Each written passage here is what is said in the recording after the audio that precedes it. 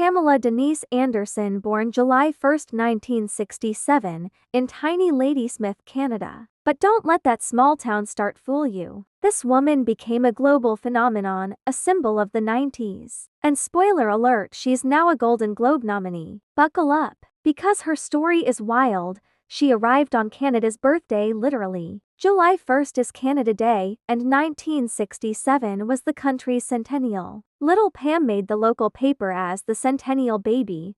Destiny much? Her dad fixed furnaces, her mom waitressed. But Pam's blood is a mix Finnish, English, Irish, and German from Russia. Her Finnish grandfather was a poet and lumberjack who taught her to speak Finnish. That's where her fire comes from. Shy kid? Yes. But she played sax in the school jazz band, did gymnastics, and was a volleyball ace. By 1985 she graduated, but fame? Not even on her radar. She worked as a fitness instructor and waitress through her teens. Nothing glamorous. But in 1989, everything exploded literally, on a jumbotron. At a Canadian football game, the camera zoomed in on her in a Labatt's beer shirt. The crowd went nuts. That one moment got her discovered. A poster called Blue Zone Girl went viral before the internet even existed. Playboy called. She said no at first to Shy. Her mom said do it. She did. October 1989 cover. Then February 1990. Playmate of the month. And get this, she still holds the record for the most Playboy covers ever. 14 Us. Over 100 international. Iconic. She went from a B to a D, then later to a DD, but here's the tea: she removed them all in 1999, saying she felt free. She's always been full of surprises. In 1991, she landed the role of Lisa, the tool girl on Home Improvement, 3 seasons of being the funny, flirty sidekick. But the big break was coming. 1992 Baywatch. She became CJB Parker, the red bathing suit legend. The show aired in 140 countries. She made just $1,500 an episode at first, but quickly became the highest paid TV actress. That red suit, now in a museum, no joke. Her slow motion beach runs became the most iconic shots of the 90s. She stayed on Baywatch for 5 seasons, and even the distributors demanded more Pamela or they wouldn't buy the show. That's power. In 1992, she showed up at a charity game in ripped jeans and cowboy boots, and the crowd lost it. Her style was copied by millions. She wasn't just an actress. She was a movement. 1993 she starred in Vince Neil's music video. Then in 1994, her first movie lead, Raw Justice. It won a Bronze Award. Critics started to notice she had real acting chops, not just a pretty face. New Year's Eve 1994 she met Matlaykar's Tommy Lee, 4 days later married. On a beach in Cancun. Fast? Yes.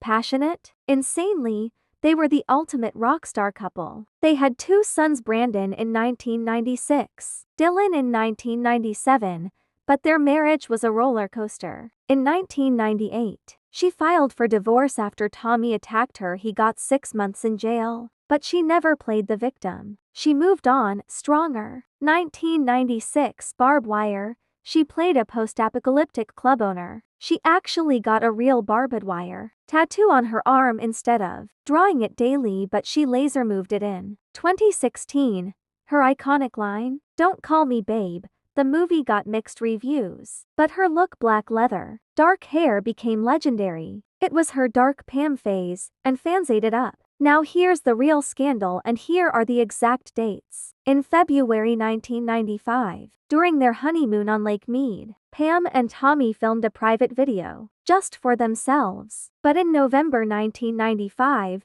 a safe was stolen from their Malibu home. Inside was that tape. They didn't even realize it was gone until January 1996.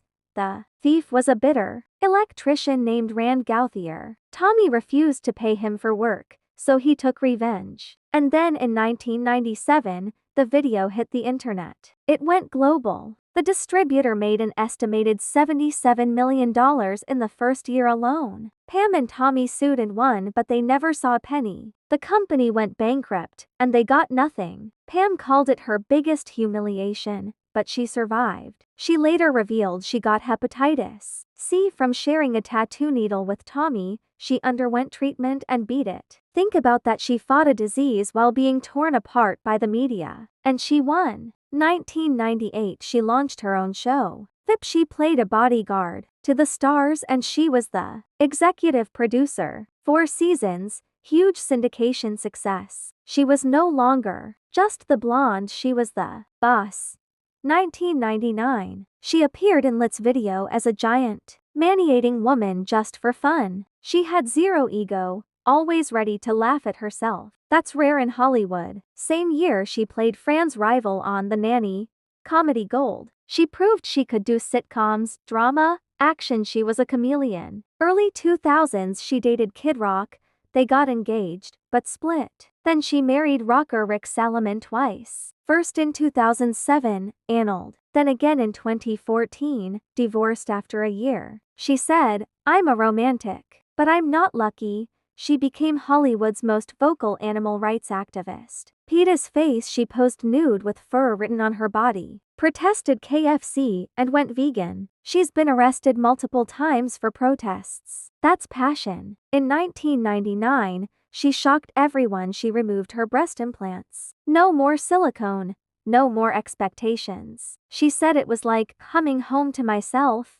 Years later, she stopped wearing makeup entirely and went viral for it. 2005 Stacked, a sitcom where she played a bookstore worker. 2 seasons, and she was hilarious. She even got a Saturn Award nomination for Best Actress on TV.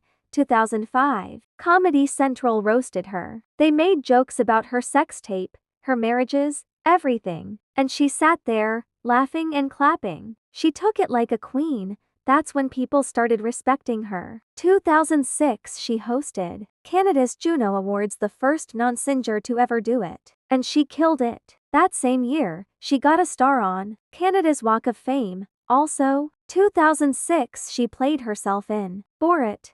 She gets kidnapped. At a book signing, she was in on the joke, completely self-deprecating. The movie is still iconic.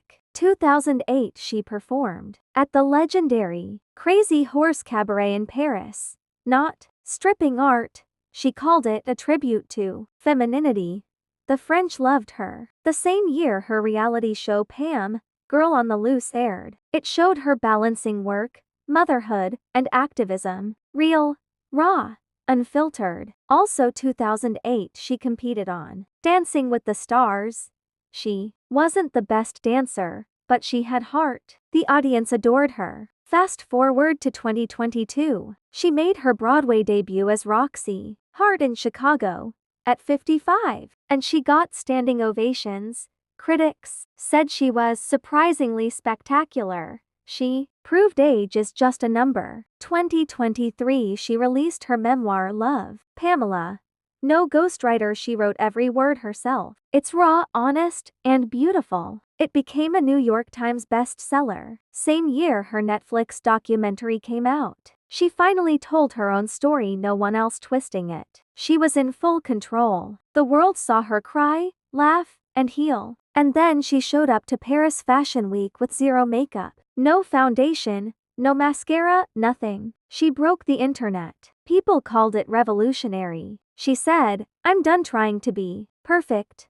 2024, she got nominated for a Golden Globe for The Last Showgirl, a drama about an aging showgirl in Vegas. It's her best performance ever, raw, heartbreaking, real. She didn't win, but just the nomination was a victory. She walked the red carpet with her sons, who are now filmmakers themselves. Brandon directed her in a film, and Dylan produces. The family that creates together, stays together. She's a grandmother now. Her son Brandon has a child. She's GMA, and she loves it. She says family is everything. And she's still vegan, still protesting, still fighting. In 2025, she received an honorary doctorate from the University of British Columbia for her activism and arts work. From Centennial Baby to Dr. Anderson. How's that for a glow-up? She's been on the cover of British Vogue, Vanity Fair, Elle without retouching. The industry is finally treating her with respect. She's not just a muse, she's an icon. Let's do a comparison: the 90s bombshell versus the natural, glowing legend. Both are her.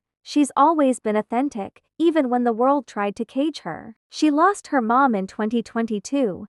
They were incredibly close. She dedicated her memoir to her. "Everything I am, I owe to my mother," she said. That's love. She lives a quiet life now, gardening, writing poetry, swimming in the ocean. She finally found peace after decades of chaos. But she's still out there fighting for animals, for women, for truth. She was arrested again in 2024 at a fur protest. She's 57 and still putting herself on the line.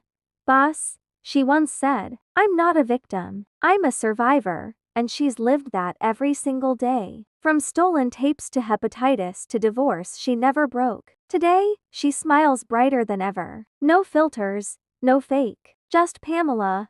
Real. Fierce. Unstoppable. From Baywatch to Broadway. From Playboy to Golden Globe nominee, her journey is one of the most incredible comeback stories in Hollywood history. She proved that a bimbo label can be shattered, that a sex symbol can become a symbol of strength, that age, shame, and scandal, none of it defines you. This is Pamela Anderson, and her story is far from over. Like, comment, subscribe, and hit the bell to see more untold stories.